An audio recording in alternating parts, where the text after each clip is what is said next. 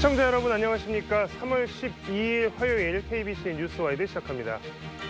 4월 10일 총선이 이제 29일 앞으로 다가왔습니다. 여야 모두 총선 후보자 공천 마무리와 함께 본격적인 선거 체제로 전환하고 있습니다.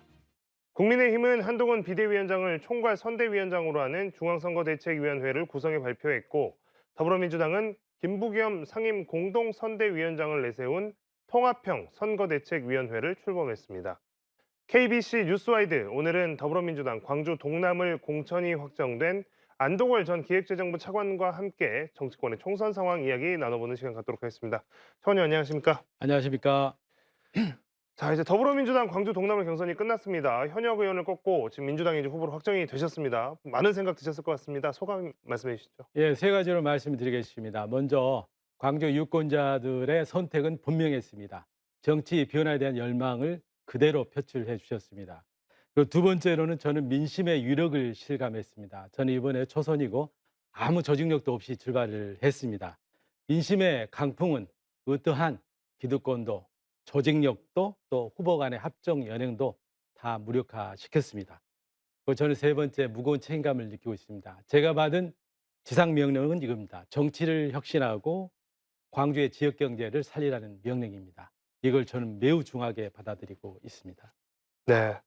자, 일단 국회의원 후보가 되셨으니까 이제 네. 앞으로 본선에서도 총선에서도 이제 지역에 대한 이야기 또 국가에 대한 어젠다를 펼쳐 나가실 건데요. 네. 가장 바꾸고 싶은 정치, 또 지역 현안 어떤 것들 꼽으시겠습니까? 예, 먼저 정치입니다. 정치는 이제 우리 국민들이 바라는 정치를 해야 되겠습니다. 정말 국민에게 이제 희망을 주는 정치, 그리고 국민들의 민생을 푸는 실력과 성과를 승부하는 정치를 저는 반드시 해내겠습니다. 그리고 저는 야당 정치인으로 출발을 합니다. 야당은 정부 여당을 견제해야 됩니다. 그렇지만은 대안을 제시할 수 있는 실력을 갖춰야 됩니다. 대안 능력, 그리고 수권 능력을 갖는 민주당이 되도록 하는데 제가 그 중심적인 역할을 하고자 합니다. 그리고 지역 현안을 좀 말씀을 드리자면은 이번에 지역 주민들이 저한테 바램은 저는 이렇게 두 가지로 요약을 하겠습니다. 첫 번째는 광주, 우리 특히 광주 원도심을 품격 있는 부자 도시로 좀 만들어 달라라는 겁니다. 저는 미래 먹거리 산업, ABC 산업으로 저는 규정을 합니다. 인공지능, 바이오, 그리고 고품격 문화관광 산업을 통해서 광주에 정말 벤처기업들의 창업이 줄을 잇고 청년들의 눈높이에 맞는 일자리가 좀 쏟아지고, 그리고 충장로, 금남로에 애지인들, 애국인들, 문화관광객들이 쏟아 들어오는 그러한 멋진 도시를 좀 만들고 싶다, 이런 생각을 합니다. 그리고 또 우리 지역 주민들께서는 호남 정치의 1번지로서 유상을 되찾아라는 명령을 좀 주신 것 같습니다. 저는 대한민국의 대표적인 정책통, 예산통입니다. 이러한 저의 정책 역량을 10분 발휘해서 우리 민주당에 꼭 필요로 하는 어떤 경제 정책통, 또 그 경제 해결사 역할을 제가 톡톡히 해내고 국가 예산 배분 등 국정 운영에 실력을 좀 발휘하는 그런 힘 있는 정치인이 꼭 되겠습니다. 네. 자, 이제 뭐 저희 차관님은 사실 이제 선거 전부터 저희가 이제 뭐 특히 예산 문제나 이런 것들 관련해 가지고 좀 많이 모셔서 말씀 많이 들었습니다. 네네네. 실제로 이제 기재부에도 계셨고 또 예산 관련해서 경제 관련해서 이제 전문가시니까, 자, 이번 지금 선거와 관련해서도 좀 짚고 넘어가야 될 부분이 하나 있는데요. 바로 이제 윤석열 대통령이 지금 이제 진행하고 있는 지금 민생 토론회, 지금 이거 이야기를 좀 해봐야 될 것 같습니다. 윤 대통령이 어제 강원도까지 해서 지난 2달 동안에 전국을 순회하면서 19차례 민생 토론회를 주재했습니다. 야권에서는 이게 토론을 빙자한 총선용 정책 공약 발표다, 관건 선거다, 이렇게 비판하고 있는데요. 반면 이제 대통령실은 그동안 야당이 민생 챙기기 해라라고 하지 않았냐, 그래서 우리는 민생 챙기기 한 거다, 이렇게 반박을 하고 있는 상황입니다. 뭐 예산에 대한 지원 이야기들이 나오는 것은 좀 문제가 될 소지가 있다, 이런 비판들이 많이 나오고 있는데요. 지금 하고 있는 민생 토론회 전체적으로 어떻게 평가하십니까? 예. 이제 금년 들어서 어제까지 19군데 이제 대통령께서 다녀가시지 않았습니까? 그렇지만 여러모로 보아서 이거는 총선을 앞두고 급조된 어떤 섬신성 정책 공약 발표를 위한 자리로 밖에 볼 수 없다, 저는 그렇게 판단을 합니다. 정부 여당이 말하는 민생 챙기기라면은 지금 저성장 늪에 빠진 경제를 살리기 위한 경기 부양 대책을 마련해야 될 것이고, 서민들의 고통이 되고 있는 농수산물 등 생활 물가를 다잡아야 되고, 현재 바닥을 기고 있는 있지 않습니까? 우리 골목 경제를 살리고 지금 연쇄 부도 위기에 있는 어떤 건설업을 구제하기 위한 이러한 대책을 마련하는 것을 목적으로 해서 관련된 민생 현장을 찾고 거기에서 정책을 마련하기 위한 있지 않습니까? 의견 수렴이라든가 이런 걸 해야 되지 않겠습니까? 그렇지만 실제로는 좀 어떻게 진행됐나요? 주로 찾으신 곳이 수도권에 있습니다. 판교, 분당, 용인, 수원, 평택 다 지역 경제가 있지 않습니까? 지금 나름 여건이 좋은 데입니다. 그리고 여기 지역은 그야말로 여당에서 지금 총선에 있어서 수도권의 승부처를 가를 수 있는 그런 전략적 요충지입니다. 그리고 대통령께서는 지방도 많이 다니셨는데 지금 주로 다니신 곳이 어디입니까? 예, 영남, 충남입니다. 어제 강원도가 갔죠. 지금 호남 지역은 단 한 군데도 지금 가시지 않았죠. 제주를 포함해서. 바로 이게 여당의 표밭이 되는 지역을 관리하기 위한 것이 아니냐라는 비판에서 결코 자유로울 수가 없다고 생각합니다. 네. 네. 지금 이제 민생 토론에서 문제가 되고 있는 부분이 뭐 이제 감세라든가 아니면 뭐 개발 네. 정책 관련해서인데요. 지금 뭐 민주당에서 주장하는 바로는 지금 이게 민생 토론하면서 약속하고 다닌 것들이 사실상 이게 예산 규모만 해도 막 925조 원이다. 이런 분석도 지금 민주당에서는 이야기를 내놓고 있습니다. 근데 뭐 지금 세수 결손이 엄청 심한 상황에서 이런 이야기를 하는 게 앞뒤가 좀 맞지 않다 이런 비판을 하고 있는데요. 그 부분에 대해서 어떻게 생각하세요? 예, 지금 나라 곳간 사정은 최악이죠. 예, 작년에 세수 결손이 56조입니다. 이거는 역대급 저성장에 기인한 거죠. 작년 저희가 1.4%였습니다. 잃어버린 30년의 고통에 빠져 있는 일본이 1.9%입니다. 25년 만에 성장률 역전이 좀 일어났거든요. 그러다 보니까 세수가 안 좋죠. 그리고 이런 세수 불황은 올해도 아마 계속될 것입니다. 그리고 이제 이런 상황에서 이제 감세를 하고 있는 건데 이거는 경제 여건에가 맞지 않죠. 그리고 감세의 내용이 결국 뭐냐면 지금 부자 감세입니다. 법인세를 인하시켜준다든지 그리고 부동산, 양도세나 종부세를 인하시켜준다든지 금융 투자 소득에 대한 소득세를 폐지한다든지 이런 내용입니다. 결국에는 이러한 부자 감세 내용인 것입니다. 따라서 이러한 감세는 지금 현재 경제 여건에 전혀 좀 맞지 않고요. 지금 앞으로도 우리나라가 저성장의 늪에서 있지 않습니까? 상당히 허우적거릴 겁니다. 그러니까 세수 불황 상태는 있지 않습니까? 개선되기가 어려운 거죠. 이런 상황에서 한 프로젝트에 수조 원이 들어가는 대규모 지역 프로젝트를 아 뒷받침하는 재원 조달이 지금 매우 어려운 좀 상황 아니겠습니까? 그래서 이거는 상당 부분, 많은 부분 어떤 정치적 선심 정책이다. 저는 이렇게 좀 판단을 좀 하고 있습니다. 그리고 일부 민자를 동원하면 되지 않겠느냐라고 지금 하거든요. 그렇지만 민자라는 것은 어떻습니까? 민간은 정부 정책에 따라서 움직이는 거 아닙니다. 기업가들은 냉철한 계산해서 움직이는 거죠. 그리고 향후의 경기가 어떻게 될 것인지, 그리고 지금 이 프로젝트에 투자를 했을 때 투자금을 회수할 수 있는 건지 이런 거에 대한 철저한 있지 않습니까? 판단에 따른 겁니다. 그래서 이런 불확실성이 있는 민자를 조달을 전제로 한 예를 들어서 정부 투자 계획을 발표한다라는 것은 좀 신중치 못한다. 저는 그렇게 판단하고 있습니다. 지금 이제 뭐 좀 전 말씀 중에도 잠깐 이야기가 나왔습니다만 지금 19 군데 돌면서 민생 토론회를 하고 있는데 네.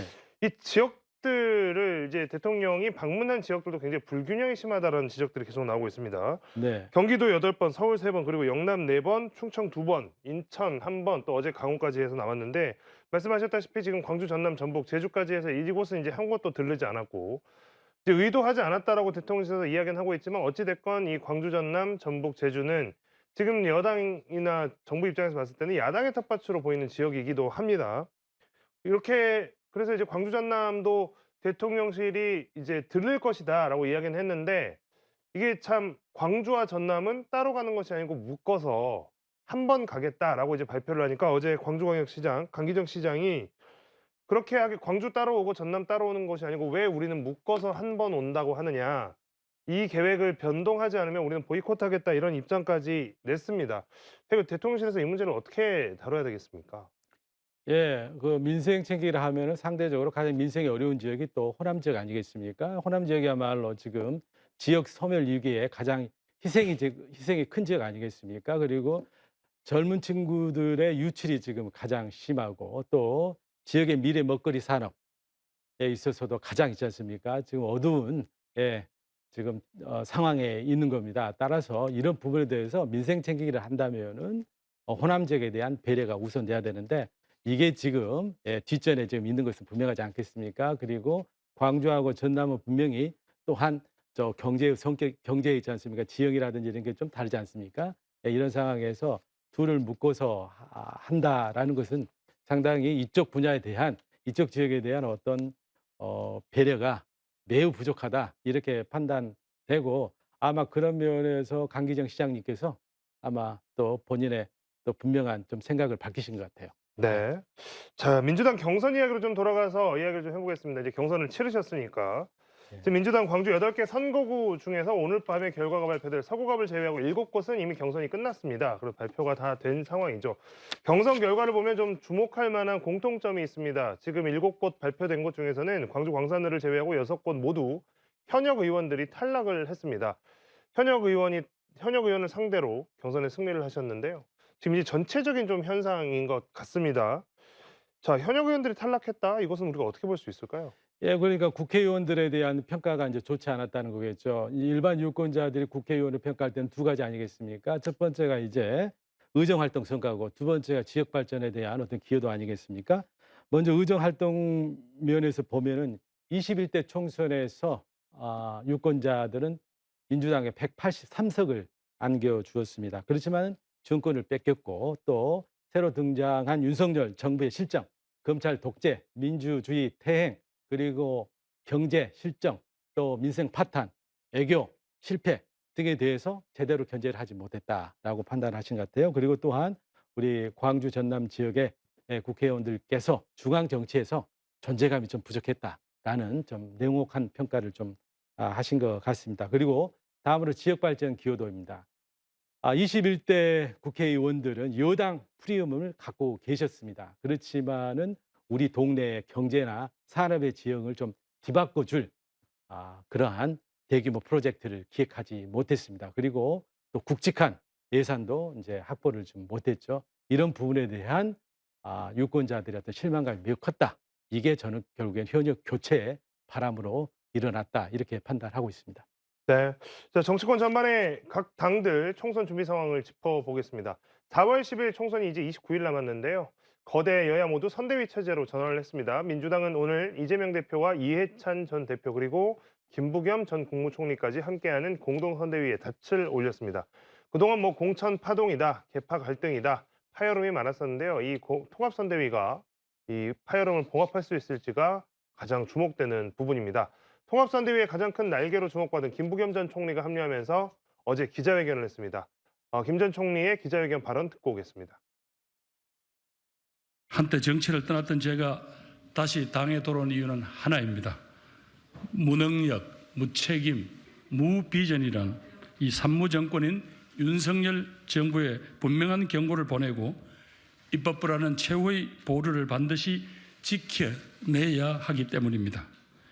친명이니 친문이니 하는 이런 말들 이제 우리 스스로 내다버립시다. 우리는 다 민주당입니다. 총선의 승리를 위해서는 어떠한 기득권도 다 내려놓을 수 있어야 합니다. 존경하는 국민 여러분, 지금까지 저희 민주당이 잘못하거나 아쉬운 부분이 있었더라도 너그러이 용서하시고 지금은 누가 어느 정당이 이 나라를 위해서 필요한가? 이 정부가 입법 권력까지 다 가져도 좋은가?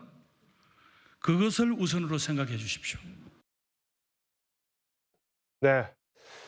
저희 당의 화합과 통합에 방점을 둔 메시지였습니다. 이재명, 이해찬 그리고 특히 김부겸 총리가 가세하면서 흔들렸던 민주당이 힘이 될 것이다 이런 분석들이 좀 많이 있는데요. 자, 이 통합선대위 출범 이제 후보자 당사자이시기도 하니까 어떻게 좀 든든하십니까? 어떻게 보고 계십니까?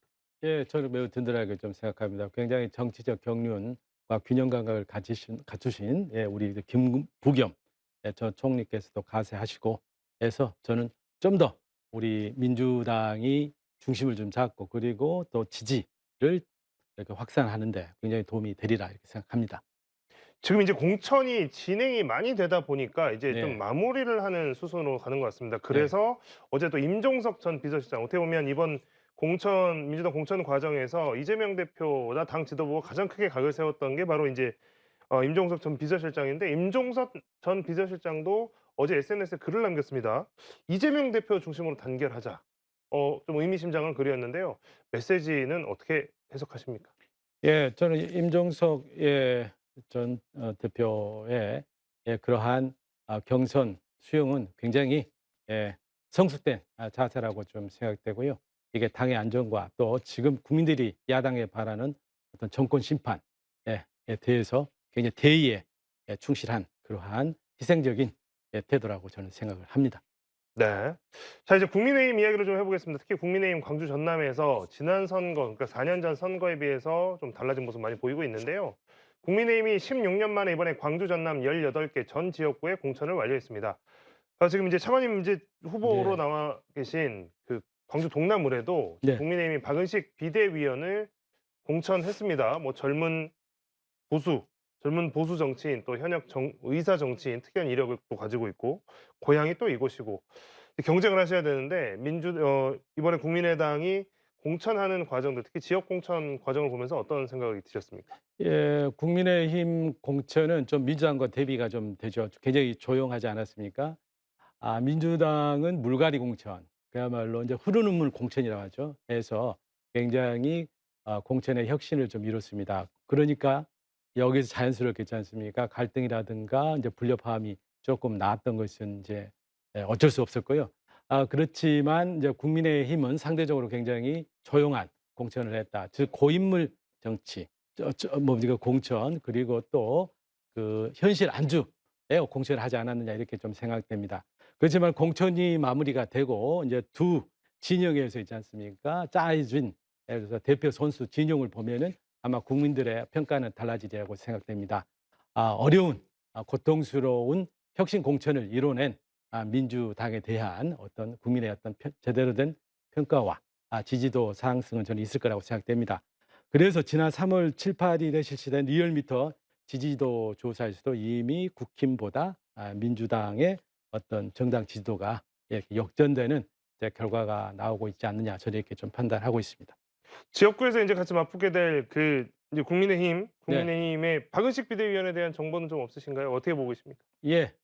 좀 훌륭하신 분이고요. 나름대로 비대위원을 하시면서 여당 내에서 이렇게 젊은 신진으로서 이렇게 정치적인 있지 않습니까? 힘을 좀 키워가고 계시는 분이라고 좀 생각이 됩니다. 이런 이분의 어떤 개인적인 역량은 제가 이제 별개로 하고 지금 이제 중요한 거는 지역 여론 아니겠습니까? 이제 지역 여론의 어떤 대세는 이번에 지난 2년 동안 이제 무도한 어떠한 경제 실정 그리고 외교 실정 그리고 민주주의 태보를 가져온 윤석열 정부에 대한 따끔한 정권 심판이 이제 대세라고 생각됩니다. 그런 부분에 있어서 지역 여론은 또 국민의 힘에 대해서 그렇게 예, 음, 아마 평가는 좀 하시겠지만은 그러한 큰 기대는 이제 어렵지 않느냐 이렇게 좀 생각을 하고 있습니다. 지금 인제 약간 이제 국민의힘 공천 과정을 보고 좀 조용한 공천이다라고 말씀하셨고 고인물 공천이라고 말씀하셨는데 최근에 이제 민주당과는 반대로 국민의힘 같은 경우에는 공천이 후반기로 가서 쪼끔 이제 시끄러워지는 모양도 보이고 있습니다. 네네. 그래서 지금 좀 논란이 되고 있는 것들이 좀 나오는데요. 그중에 하나가 바로 이제 5.18 북한군 개입설을 주장하고 박근혜 탄핵 무효, 부정선거론을 주장했던 도태우 변호사가 대구 중남구에 공천이 된 것이 인제 또 이슈가 되고 있습니다. 일배 의혹까지 나오고 뭐 좀 시끄러운데요. 이 공천 어떻게 해야 된다고 보십니까? 예. 말씀드린 이제 도 후보 같은 경우는 이제 5.18 민주화 운동을 이제 북한군 개입설 등 그 역사적 진실을 왜곡시키는 발언을 이제 굉장히 반복해 오신 분 아니겠습니까? 그래서 광주 시민들을 굉장히 모독하고 역사적 정의를 예를 들어서 짓밟는 어떤 그러한 발언을 좀 하신 분 아니겠어요? 이런 분들에 대해서는 그 책임을 좀 이제 물어야 되는데 어떻게 보면은 이 공천을 주어서 면죄부를 주는 이러한 결과를 좀 초래하고 있지 않느냐 좀 생각이 됩니다.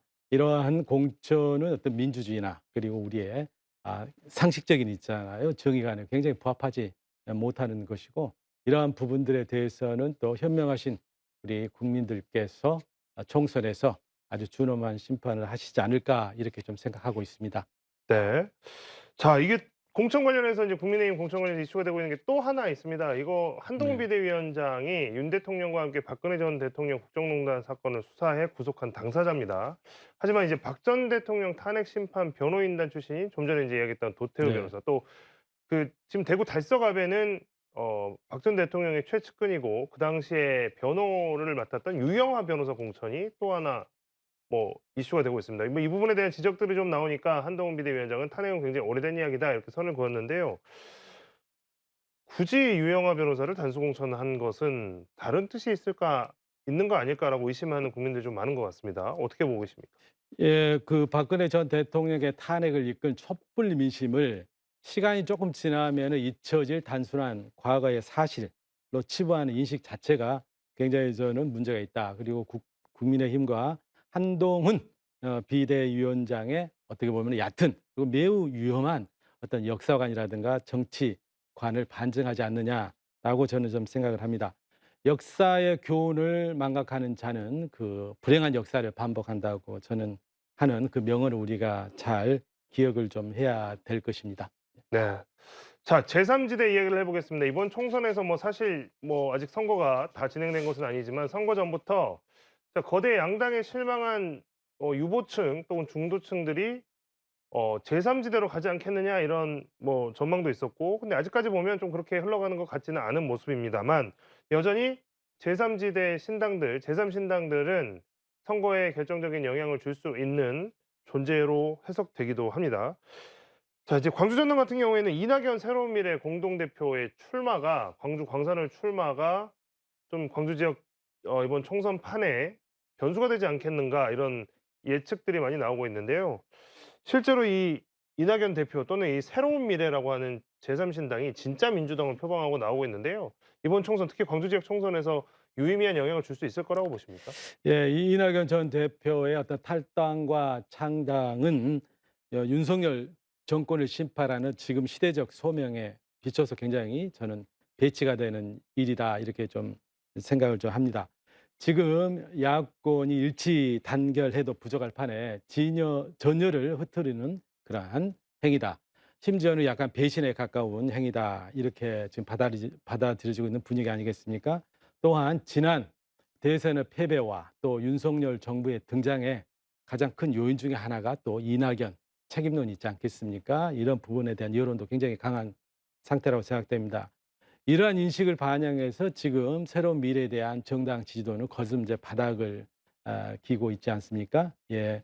그리고 따라서 저는 이번 총선 판도에 있어서 이낙연 대표님이나 또는 새로운 미래가 우리 광주 지역의 유권자의 표심을 이렇게 흔들 수 있는 데는 저는 영향력이 거의 없다 이렇게 저는 좀 생각을 하고 있습니다. 네. 자, 또 다른 제3지대 세력이고 또 호남에서 주목받고 있는 정치 세력이 바로 조국혁신당입니다. 새로운 미래와 개혁신당은 통합이 파기된 이후에 모두 힘을 좀 쓰지 못하고 있는 것처럼 보이고 있지만, 반면에 뒤늦게 출범한 조국혁신당이 주목을 받고 있습니다. 특히 3월 8일 발표된 한국갤럽 여론조사의 비례정당 지지율을 보면 호남에서 조국혁신당의 지지율이 무려 20% 가까이 나오고 있습니다. 음흠. 조국혁신당의 돌풍, 뭐 잠깐 컨벤션 효과 아니냐, 처음에 출범하고 나서 반짝 효과 아니겠느냐라고 했는데 생각보다 오래가고 있다는 평가들이 많이 있습니다. 조국혁신당에 대한 지지, 특히 호남에 있는 분들이 지지하는 거, 어떤 배경이라고 분석이 되나요? 예, 이제 조국 혁신당에 지금 바람이 불고 있습니다. 그리고 지민 비조, 그리고 지역구는 민주당, 그리고 비례대표는 조국 혁신당이라는 지금 새로운 아주 추세가 좀 일어나고 있는 형세가 좀 아니겠습니까? 그리고 거대 양당에 대해서 견제를 하겠다는 개혁신당, 새로운 미래 등 제3지대의 어떤 주도권이 조국 혁신당을 중심으로 있지 않습니까? 이렇게 넘어가는 형국이 아닌가 이렇게 좀 판단이 됩니다. 이러한 이제 현상이 나타나게 된 것은 결국 검찰이 조국 전 장관에 대해서 무소불위의 권력을 좀 휘두르면서 과도한 수사와 탄압을 한 게 결국에는 조국 전 장관을 이제 정치 마당으로 이제 불러들였다. 그리고 여기에 동정한 여론이 만만치 않다. 저는 그렇게 좀 해석을 하고 있습니다. 네. 자, 조국혁신당이 선명성을 부각해서 선전하고 있는데요. 오늘 조국 대표가 기자회견을 열어서 22대 국회 첫 번째 행동으로 한동훈 특검법을 발의하겠다고 밝혔습니다. 관련된 발언 듣고 이어가겠습니다. 조국혁신당은 22대 국회 첫 번째 행동으로 한동훈 특검법을 발의하겠습니다. 한동훈 특검 발의는 그 시작에 불과합니다. 대통령이 나서서 관건 선거를 일삼고 끊임없이 야당 대표의 먼지를 터는 일에만 혈안이 된 윤석열 검찰 독재 정권을 심판하고 국민이 승리하는 그날까지 조국혁신당은 더 빠르고 더 강하고 더 선명하게 행동하겠습니다. 더 빠르고 더 강하고 더 선명하게 행동하겠다. 그러면서 22대 국회에서 첫 번째로 한동훈 특검법을 발의하겠다. 굉장히 센 메시지였는데요. 이 조국 혁신당 조국 대표의 행보는 어떻게 보고 계십니까? 예, 그러니까 조국 혁신당의 어떤 정치적인 있잖아요. 노선이 좀 분명히 드러난 거 아니겠습니까? 국민이 가장 염증을 느끼고 있는 검찰 독재에 대해서 정면 승부를 지금 하겠다라는 거고, 국민들이 가장 어떻게 윤석열 정부에서 지금 걱정하고 있는 부분에 대해서 이제 정면 이제 승부가 벌어질 것 같은데요. 이건 상당히 의미가 있다. 저는 그렇게 판단합니다. 네. 오늘 뭐 많은 말씀 해주셨지만 끝으로 지역민 분들께 마지막으로 한 말씀 하실 수 있는 시간 드리겠습니다. 예, 우리 지역 주민께 저는 두 가지 당부 말씀드리고 싶습니다. 첫 번째, 저 안도구를 큰 일꾼으로 좀 부려주십사 하는 겁니다. 16년 만에 호남 출신 대한민국 예산실장, 그리고 12년 만에 재정 담당 차관을 좀 했습니다. 또 코로나 국난 극복의 야전사령관, 또 호남 예산 지킴이라는 제 나름의 명성도 이제 얻어왔습니다. 이 모든 저의 정치적 역량은 결국에는 우리 광주 시민들께서 만들어 주신 겁니다. 저는 이러한 정치적 자산을 결국에는 우리 광주 시민께 돌려드리고 싶습니다. 예, 그래서 저는 우리 광주 시민들이 바라시는 정말 품격 있는 부자 도시를 이제 만드는데 제 정치적인 역량을 좀 다 발휘할까 합니다. 그래서 우리 아들, 딸, 손자들이 더 이상 외지에서 눈칫밥 먹지 않고 집밥 먹으면서 우리 지역 경제를 키우는 그러한 일꾼으로 성장할 수 있는 그러한 세상을 만드는데 제가 나름대로 노력을 하겠습니다. 여러분들이 반드시 이러한 우리의 꿈을 저한테 있지 않습니까? 이루는 기회를 주시리라고 생각됩니다. 그리고 이번 총선은 정말 민주당이 압승을 해야 됩니다. 그래야 지난 2년간의 무도하고 무능한 윤석열 정부의 독주를 막아내고 대한민국을 정치, 경제, 사회, 외교 전 분야에서 정상 궤도로 진입시킬 수가 있습니다. 우리 광주 시민들, 그 지역 구민들께서는 항상 새로운 세상, 더 좋은 세상을 만드는데 앞장서 왔습니다. 이번에도 위대한 우리 광주 시민의 힘을 한번 보여주시기를 제가 당부 올리는 바입니다. 네. 그리고 네, 오늘 안도구 전 기획재정부 차관과의 이야기는 여기까지 나누도록 하겠습니다. 고맙습니다. 네, 감사합니다.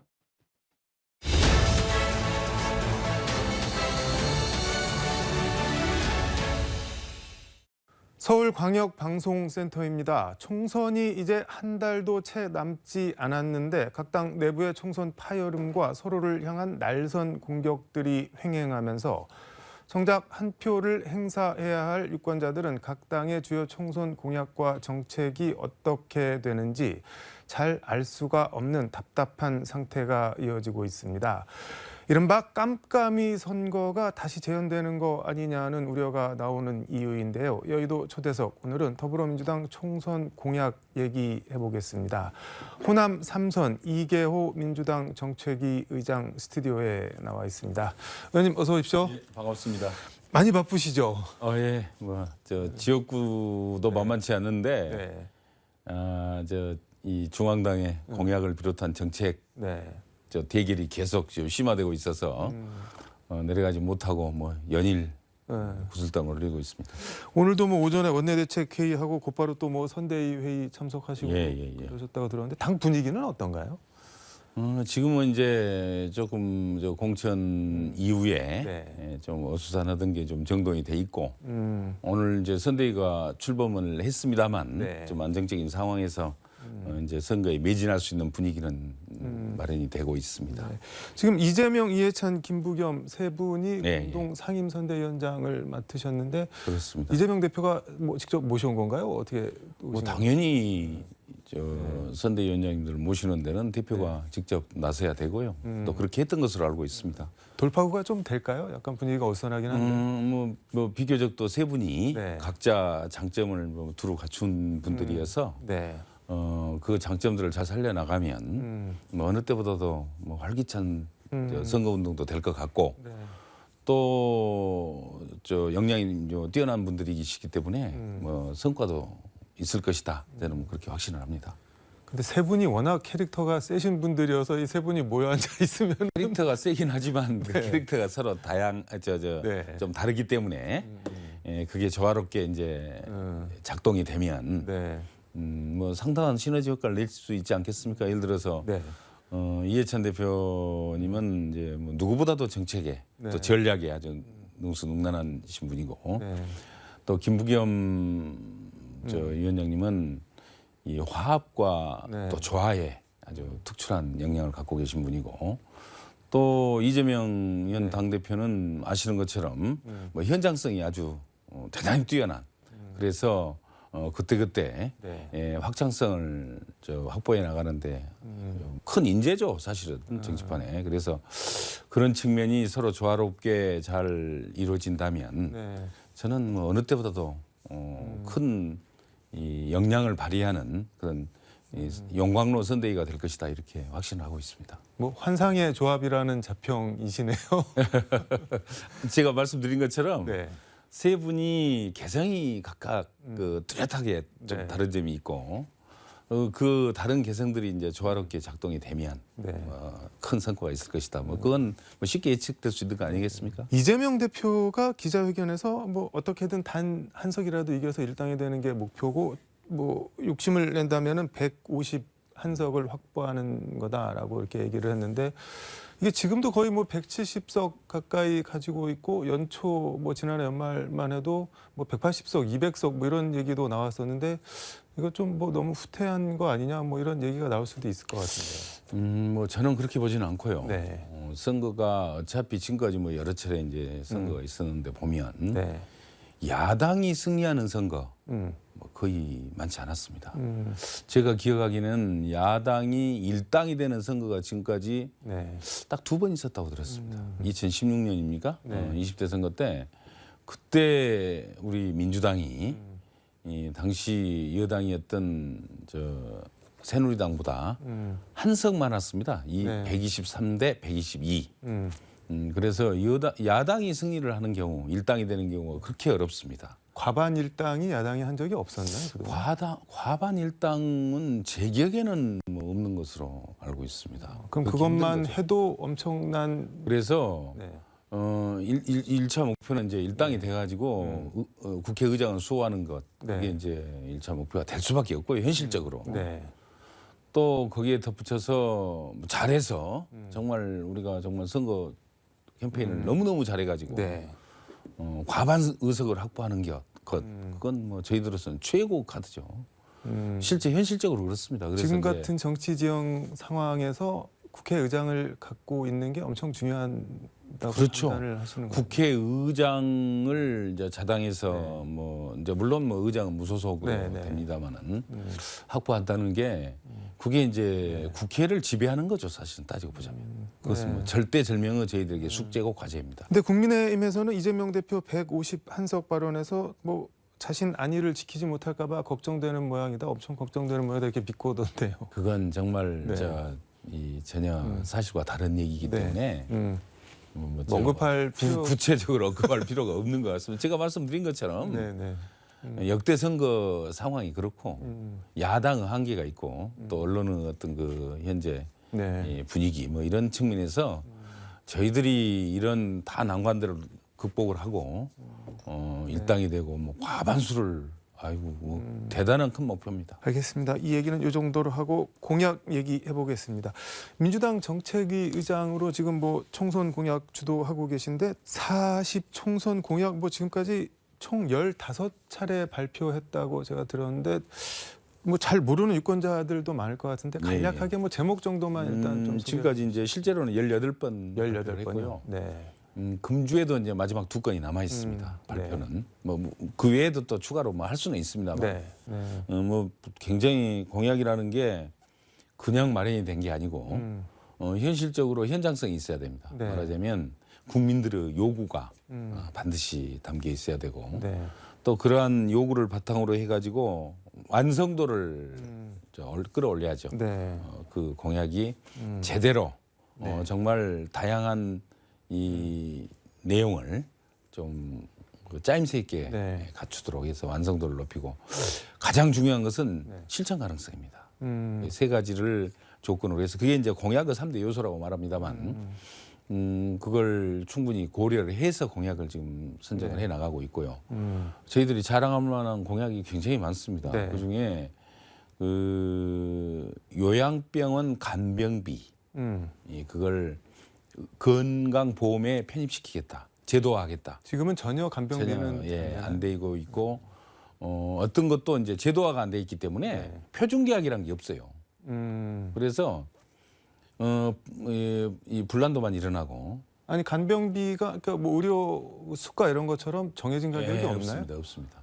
그때 상황에 따라서 네. 개별 계약에 를 통해서 이루어지기 때문에 얼마나 분란이 많겠습니까? 그러겠네요. 그걸 제도화를 해야 된다는 게 필요하고요. 또 부담도 커요. 네. 그래서 건강보험에 편입시키는 것. 그게 이제 저희들이 공약을 제일 먼저 이제 제시를 했었는데 네. 여당이 금방 따라서 하더라고요. 그래서 자기들 그 것처럼. 그 제도는 이루어질 것 같습니다. 그리고 네. 또 그 대학생들 이제 기숙사 문제 네.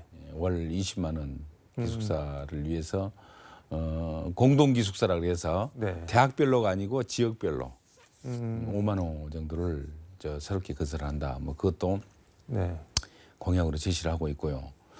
또 저출생 공약 네. 이건 저희들이 가장 중요시하는 그것도 들어있고 네. 도심 철도 구간의 지하화 음. 그게 이제 수도권뿐만이 아니고 네. 광주나 부산, 대구를 포함한 이 지방까지 저희들이 포함을 해서 사업 계획을 지금 수립을 해서 공약을 했습니다. 근데 지금 몇 가지만 말씀하신 거 언뜻 듣기에도 저거 다 돈이 엄청 들어갈 것 같은데 그런 생각이 드는데 재원은 뭐 재원 어떻게- 대책은 충분히 고려를 하고 있고요. 마련이 돼 있는 건가요? 예를 들어서 저출생 공약 음. 그게 연간 지금 지난 한 20년 동안 네. 거의 380조 원을 투입을 했더라고요. 20년 동안 380조. 예. 그러니까 연간 뭐 거의 20조 가까이 네. 투입을 하는데도 별로 효과가 없었잖아요. 음.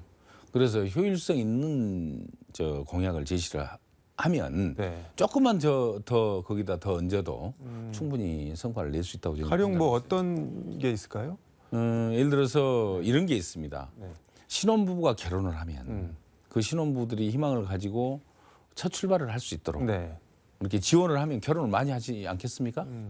그래서 1억 원을 네. 정책자금으로 융자를 해줍니다. 뭐 절이나 뭐 무이자로. 당연히 절이죠. 예, 정책자금이니까. 뭐 보통 한 3% 이내의 뭐 네. 많으면 5%. 그런 정도의 정책자금을 융자를 해줘가지고 아이를 하나를 낳으면 네. 무이자로 전환을 시켜요. 둘을 낳으면 네. 5천만 원을 깎아줍니다. 그거 예전에 그 저 나경원 대표가 그 저출산 고령사 셋을 낳으면 아예 그냥 네. 다 탕감해주고. 예. 그게 뭐 여당에서도 뭐 한때 나왔다가 네, 자기들끼리 티격거리다가 뭐 안 태우면은 네. 지금 실제 이제 헝가리에서 이제 최초로 네. 제도 시행을 해서요. 네. 뭐 금액은 거기 한 5천만 원 정도 됩니다. 음. 헝가리가 지금 유럽에서 최상위권 출생률을 보이고 있는 나라. 아, 헝가리가 예. 그런가요? 그리고 이미 뭐 세계 각국에서 많이 도입을 하고 있고요. 네. 우리도 지방자치단체에서 지금 몇 군데 하고 있습니다. 네. 이렇게 지원해 주는 걸. 심지어는 얼마 전에 부영을 비롯한 그 사기업들도 네네. 그걸 도입을 해서 지금 추진을 하고 있습니다. 그래서 그걸 정부가 좀 국가적으로 해라. 그게 한 가지 있고요.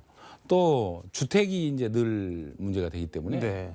두 자녀를 낳게 되면 24평형 공공임대주택 분양조건부 네. 그걸 이제 우선 부장을 해주고 세 자녀를 낳게 되면 국민주택 그 범위인 33평형 네. 이렇게 해서 정말 아이를 자유롭게 키울 수 있는 또 희망을 가지고 뭐 생활에 나갈 수 있는 아이 있는 가정이 그러한 여건과 상황을 일단 만들어주는 1억 꽂아주고 아이 셋 낳으면은 뭐 거의 다 탕감해주고 살 수 있는 예, 집도 예, 마련해주고 그게 골자인 거네요, 그러니까. 그렇죠. 예. 근데 저는 굉장히 호응이 예. 높고요. 네네. 관심도가 높아서 저희들이 그 공약 발표하고 나서 뭐 거의 중앙당의 그 우리 정책실에 그 문의 전화가 쇄도해가지고 어떤 내용인가요, 문의는? 이제 그 실제로 되냐? 그게 실제로 될 수 그럼 있나요? 민주당이 이겨야죠. 민주당이 이기면 그게 될 수가 있는 건가요? 대면 이제 정부의 뭐 법을 관련된 관계법도 저희들이 정비를 하고 네. 뭐 예산은 크게 문제가 안 된다고 봅니다. 왜 그러냐면 제가 말씀드렸던 그걸 네. 집계를 해보니까 연간 한 28조 정도 되더라고요. 음. 20조 정도는 기왕에 투입을 하고 있으니까 네. 그걸 예산 조정을 좀 하고 또 일부 추가하고 이렇게 하면 충분히 가능하다고 봅니다. 근데 그래서 그거를 하려면 다른 곳에 지금 들어가는 것들이 빠지거나 없어지는 경우가 생기지 않나요? 그러면은? 그렇죠. 예, 부분적으로 조정을 좀 해야죠. 또 필요하면 또 그 부분에서도 계속 할 거고. 예. 예. 그렇지만 20조를 뭐 그렇게 효율성 낮게 계속 투입할 필요는 없다는 거죠. 일부 그러니까 그 조정을 동안에 20년 동안 해봤는데 안 됐으면은 이제 전혀 좀 새롭게 패러다임을 해봐야 된다 그런 말씀이신 그렇습니다. 거네요. 예. 근데 저는 그 공약 중에 서울대 10개 만들기 뭐 이런 예, 게 예, 있던데 이거는 뭔가요? 지금 이제 지방 소멸이 뭐 현재 과시화되고 있고 특히 뭐 지방 대학은 지금 현재 상황으로 봐서 네. 과연 10년 후에 전속될 수 있는 지방 대학 몇 개나 될까? 그 뭐 벚꽃 지는 순서대로 망한다 뭐 그런 뭐 이미 다 뭐 공론화돼 있는 건 웃을 아니겠습니까? 일이 아닌데. 그래서 정말 지방에도 좋은 대학이 있으면 계속 유지가 되는 거죠. 네. 말하자면 가장 이상적인 형태는 뭐겠습니까? 학생이 많은 수도권 같은 데서 네. 지방으로 가는 겁니다. 대학을. 가려고 할까요? 그런데? 그러니까 지금은 안 되죠. 네. 그 가려고 하는 여건을 만들어 주는 것. 그게 이제 서울대 10개 만들기인데 이게 우리가 처음 하는 정책이 아니고요. 네. 이미 프랑스나 미국 같은 데서는 도입을 해서 다 성공을 했습니다. 예를 들어서 UCLA 뭐 들어보셨을 네, 겁니다. 캘리포니아 주립대학이죠. 네. 거기는 각 지역별로 UCLA가 뭐 여러 군데 있습니다. 네. 8개인가 뭐 있는데 그 8개에 집중 일정 기간 재정 투입을 하고 네. 또 학교 그 품질을 높이기 위해서 노력을 하고 네. 이렇게 해가지고 지금은 모두 그 8개 대학이 세계 100대 대학 안에 다 들어갑니다. 프랑스도 이제 프랑스는 네. 전국 곳곳에 그 우리 같으면 서울대가 13개가 있어요. 그런 사례가 그거를 하는 주체를 국가가 국립대학으로 하겠다는 건가요? 아니면 저 지자체가- 국립대학이니까 예를 들어서 광주였다면 전남대학교가 네. 거점대학이 되겠죠. 전라북도는 전북대학, 또 충청남도는 충남대학, 뭐 부산은 부울경은 부산대학, 뭐 이렇게 이제 9개의 지방 거점 대학이 있어요. 거기에 지금 그 1인당 교육비, 1인당 교육비가 서울대가 한 6천만 원 정도 되거든요. 네. 연간. 그런데 그 지방 거점 대학들을 평균을 내보니까 적은 데는 1,800만 원, 많은 데가 2,200만 원입니다. 2천만 원 정도가 평균인 거죠. 그래서 적게 투자를 하는데 그 대학이 발전할 수 없는 거죠. 네. 그래서 서울대학의 1인당 그 교육비 수준에 거의 유사하게 한 70% 수준. 그래서 5천만 원 이상으로 그걸 끌어올리면 이 수준을 일정 기간 한 10년 정도 집중 투입을 해보자. 그래서 대학의 수준이 거의 서울대 못지않게 끌어올려지면 다 서울대학교라고 부를 수 있는 거죠. 그래서 한 10가지 정도의 프로그램을 제시를 해요. 네. 예를 들자면 교수들의 수준도 높여야 되겠죠. 학생들의 학습 역량도 키워야겠죠. 네. 또 그것을 추진할 수 있는 인프라도 확장이 돼야겠죠. 학생들이 졸업하고 나면 취업할 수 있는 취업의 기회도 또 늘려나가고. 근데 그런 것들이 학생 1인당 교육비 한 5천만 원 정도씩 투입을 하면은 가능해지는 건가요? 그렇죠. 이제 그걸 10가지 정도 프로그램을 제시를 하고 네. 자율적으로 그걸 선정해서 이제 저 교육비 네. 5천만 원. 1인당 교육비니까요. 연간 학교별로 한 3조 원 정도가 더 투입이 됩니다. 3천억 정도가. 근데 전체적으로는 한 3조 원 정도가 들어가는데 그런 정도 매년 그렇게 해서 해가면 지금 저희들이 그 모델이 네. 아까 말씀드렸던 미국이나 프랑스 모델입니다. 그래서 그런 모델을 좀 잘 활용을 해 나갈 때 네. 뭐 전남대학교가 서울대학교 수준으로 거의 유사하게 만들어질 수 있다. 저희들은 그런 확신을 가지고 공약으로 제시를 했습니다. 광주 전남 관련해서는 혹시 뭐 어떤 공약이 있을까요? 뭐 다 알려진 공약입니다만 네. 달빛 고속도로랄지 전라선 네. 이제 KTX 전철화, 복선 전철화, 그다음에 의과대학, 네. 예? 또 AI 단지, 또 뭐 그런 것들이 이제 네. 뭐 다양하게 다 담겨 있습니다. 정책위 의장이신데 의원님이 혹시 뭐 특별히 힘을 써서 이렇게 뭐 이런 표현이 그렇지만 낑겨 들어간 공약이나 뭐 그런 거 있을까요? 우리 지역 거. 네. 뭐 그러한 내용들은 다 포함하는데 뭐 또 심사를 해서 일부는 뭐 빼기도 하고 그럽니다만 네. 우리 광주 전남에서 요청한 사항은 가급적이면 누락되지 않게 포함시키는 데 주력을 해서 다 담았습니다. 근데 뭐 말씀하신 뭐 수요, 그다음에 완결성, 그다음에 실천 가능성, 가능성을 이렇게 공약의 조건으로 뽑아주셨는데 그때 공약들은 참 많이 나오는데 지나고 보면 또 이렇게 돼 있는 거는 또 뭐 잘 없는 것 같고 뭐 그런 느낌도 보통 이제 총선이나 대선 공약들이 이 보통 한 50% 정도 달성이 되더라고요. 쭉 집계를 해보니까. 네. 지금 윤석열 정부는 뭐 제가 말씀드리지 않겠습니다. 훨씬 낫습니다. 우리 공약은 뭐 거의 그 정도 이상 달성을 해왔고요. 네. 또 이번 공약은 제가 이제 나름대로 정책을 그동안 많이 다뤄왔기 때문에 또 공직자 시절부터 이제 해와서 네. 비교적 완성도가 높습니다. 실천 가능성도 충분히 고려를 했고 네. 그래서 이제 완성도와 실천 가능성이 높은 공약이다 이렇게 말씀을 드리고 있습니다. 의원님 이번에 4선 도전하시는데 광주 전남에서 이제 현역들이 많이 뭐 물갈이가 됐는데 좋게 얘기하면 새로운 비수혈인데 또 어떻게 보면은 아니 광주 전남은 뭐 이렇게 좀 할만하면 클만하면 다 이렇게 자르냐 이래갖고 언제 뭐 큰 정치인이 나오겠냐 뭐 이런 얘기도 있는 것 같습니다. 4선 되시면 좀 역할을 하셔야죠. 뭐 어떤 거를 이제 4선이면 다선입니다. 네. 국회에서 3선까지는 그냥 뭐 다선이란 네. 명칭을 부여는 않고요. 이제 제가 이제 4선이 되게 되면 네. 다선 의원이 됩니다. 다선에 걸맞는 역할을 해야죠. 네. 그건 뭐냐면 호남에 필요한 정치적 수요가 늘 있지 않습니까? 네. 저 지역민들의 여망이 있을 거고 그걸 중앙정치 무대에서 구현을 해줄 수 있는 누군가 선수가 필요한데 그나마 제가 4선이 된다면 네. 그 역할을 좀 해야 되겠다 이런 다짐을 하고 있고요. 네. 광주 전남의 여러 뜨거운 열기와 여망들을 네. 정말 굴절없이 중앙 무대에 전달하고 또 실천해 나가는 노력 그걸 뭐 제가 앞장서서 해야겠다는 다짐을 하고 있습니다. 한 가지 더 말씀드리면 네. 제가 이제 지향하는 정치가 가슴 따뜻한 정치입니다. 그런 측면에서 제가 지금까지 주로 노인들 또 농어민들 뭐 이런 정책을 많이 내놨습니다. 이제 복지 전반에 대해서 네. 정말 우리 대한민국 국민들이 함께 잘 살 수 있는 그런 세상을 만들어 나가는 정책들 그걸 좀 더 잘 실천해 보고 싶습니다. 알겠습니다. 선거 끝나면은 22대 국회에서 뭐 어떤 일을 하실지 한번 다시 모셔서 말씀을 들어보도록 하고 네. 오늘은 여기까지 듣도록 하겠습니다. 고맙습니다. 네, 감사합니다. 지금까지 서울광역방송센터에서 이계호 민주당 정책위 의장과 함께 전해드렸습니다.